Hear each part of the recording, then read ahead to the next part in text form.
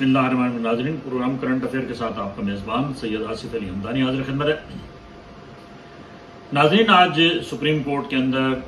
बड़ी दिलचस्प सूरत हाल पैदा हो गई है कि जितने भी पेंडिंग केसेस हैं जो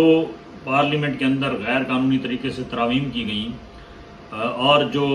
प्रोसीजर बिल है और इसके अलावा जो इलेक्शन कमीशन के हवाले से मामलात हैं, उस पर आज वाज़े तौर पे चीफ जस्टिस सुप्रीम कोर्ट अता मोहम्मद बंदियाल ने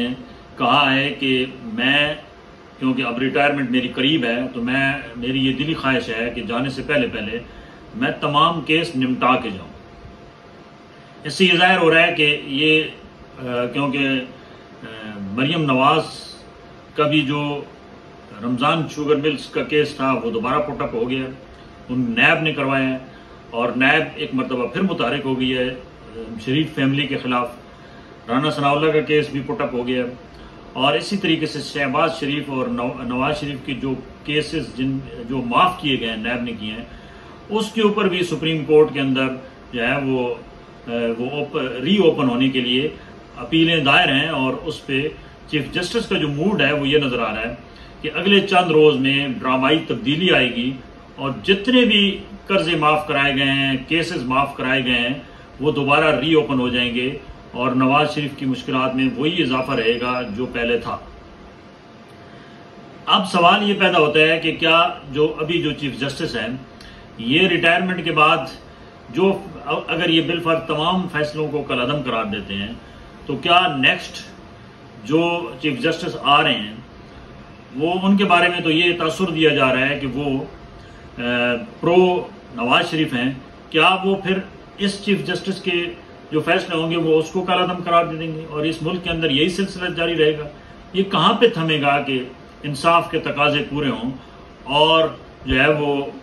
जिन जिन लोगों ने इस मुल्क के अंदर करप्शन किया है, जिन जिन लोगों ने जो है वो इस मुल्क के अंदर कानून को तोड़ा है, आइन का मजाक किया है, उनको कब सजा मिलेगी? ये एक सबसे बड़ा सवाल है। दूसरी जानिब एक आज FIA दोबारा मुतारिक हो गई है। साबका 1.5 साल के अंदर जो उसमें 3 बड़े जो हैं वो केसेस तैयार किए जा रहे हैं, जिसका बरमला साबिक वजीर आजम जो है, नून लीग के साबिक वजीर आजम जो हैं वो, उन्होंने भी बरमला अजहार किया है। उसमें 10 अरब रुपए सस्ता आटा स्कीम की करप्शन है, उसमें अरबों रुपए की जो है वो फ्लड सैलाब जदगान की मदद के लिए आने वाले रकम में खुर्द बुर्द है, उसमें मोटरवे के ठेके, जो अभी नई मोटरवे बन रही है उसके ठेके की करप्शन है। तो ये बड़े मेगा स्कैंडल्स जो हैं वो इस 1.5 साल हुकूमत के भी अगले चंद रोज में सामने आ रहे हैं और उसमें शायद को बड़ी गिरफ्तारियां अमल में लाई जाएं। नाज़रीन, इस मुल्क का ये बहुत बड़ा अलमिया रहा है कि जिनको करप्शन करते हुए पकड़ा गया उनको दोबारा इक़्तिदार दे दिया जाता है और ये सिलसिला थमने वाला कहीं नजर नहीं आ रहा है और ना ही कोई ऐसी लीडरशिप सामने आ रही है कि जिससे ये तवक्को की जा सके कि वो उस लीडरशिप की क़यादत में इस मुल्क की सिमत दुरुस्त होगी और जिन जिन लोगों ने इस मुल्क को लूटा है, जिन जिन लोगों ने इस मुल्क के अंदर डाका जनी किया है, उनको सख्त तरीन सजाएं दी जाएंगी। ये एक ख्वाब है जो पाकिस्तान में, मुझे तो नहीं लग रहा है कि अगले चंद सालों में कहीं शर्मिंदा ताबीर होता नजर आएगा। अलबत्ता अब जो भी हुकूमत आएगी वो इंतकामी कार्रवाइयां करेगी। अब आज एक और जो खबर वो मौसूल हुई है कि वजीर खजाना, जिनको IMF स्पेशली इंपोर्ट करके पाकिस्तान लाई, वो आज अवाम पे करोड़ों रुपए का जो है वो भारी भरकम बोझ डाल के आज वो बड़े बाइज्जत तरीके से दोबारा, यानी कि वफाकी वजीर खजाना इसहाक डार साहब आज दोबारा वापस लंदन रवाना हो चुके हैं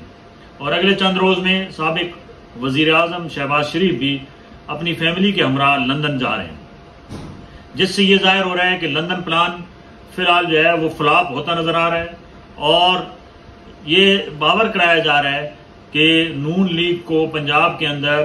कोई जो है वो बड़ी स्पेस नहीं मिलेगी। बाकी छोटी छोटी जमातों को इकट्ठा करके एक बड़ा प्लान किया जा रहा है कि एक मखलूत कमज़ोर तरीन हुकूमत बनाई जाए। इस पर बड़ी स्पीड से काम हो रहा है और शायद यही वजह है कि इमरान खान को स्पेयर नहीं किया जा रहा है। और अगर इमरान खान को कैद में रख के इलेक्शन कराए जाते हैं तो फिर एक बात याद रखें कि फिर ये बहुत अगली जो हुकूमत होगी वो कमज़ोर तरीन हुकूमत होगी और उसका चलना बहुत मुश्किल होगा। दूसरी जानिब इलेक्शन कमीशन के रवैये के खिलाफ जमात इस्लामी और पीपल्स पार्टी जो है वो मैदान में आ चुकी है। दोनों जमातों ने सुप्रीम कोर्ट के अंदर जाने का बाकायदा अंदिया दे दिया है कि इलेक्शन 90 दिन के अंदर ही होंगे। अगर 90 दिन में इलेक्शन ना हुए तो पीपल्स पार्टी खुल के मैदान में आएगी और जमात इस्लामी। ये भी एक आज की सबसे बड़ी ब्रेकिंग न्यूज़ है, क्योंकि इत्तेहादी जमातों के दरमियान ये बहुत बड़ी दरार है। नून लीग इलेक्शन के मूड में नहीं है, जबकि बाकी इत्तेहादी जमातें इलेक्शन कराने पे बज़िद हैं कि इलेक्शन ये केयर टेकर जो सेटअप है इसको मजीद वक्त ना दिया जाए। आज निगरान वज़ीर आज़म ने अपनी कैबिनेट का पहला इजलास बुलाया। उन्होंने अपने जितने कल जिन वज़रा 25 वज़रा मुशीरों समेत जिन्होंने हलफ उठाया उनकी आज वज़ीर आज़म अनवारुल हक काकड़ ने बड़ी तारीफ की कि मेरी मंजी हुई टीम है। और वज़ीर ख़जाना शमशाद अख्तर ने फौरी तौर पे आज ब्रीफिंग ली है वज़ारत ख़जाना से और हुक्म दिया है कि जो जो इदारे जो लोग टैक्स नेट में नहीं है उनको फौरी तौर पे लाने के इंतजाम किए जाएं। यानी एक बात याद रखें कि अब आगे टैक्स की भरमार आ रही है और हर एक से टैक्स वसूल करने के लिए एक बड़ा इनकलाबी किस्म का जो है वो मैकेनिज्म तैयार किया जा रहा है और अवाम पे टैक्सों का मजीद बोझ डाला जाएगा। अब सवाल ये पैदा होता है कि ये निगरान सेटअप अगर 90 दिन में इलेक्शन नहीं कराती तो फिर क्या होगा। जाहिर बात है अगर कोर्ट डायरेक्शन दे देती है तो सबसे बड़ा हथियार कोर्ट डायरेक्शन के बाद सदर मुमलिकत के पास है। यानी डॉक्टर आरिफ अलवी भी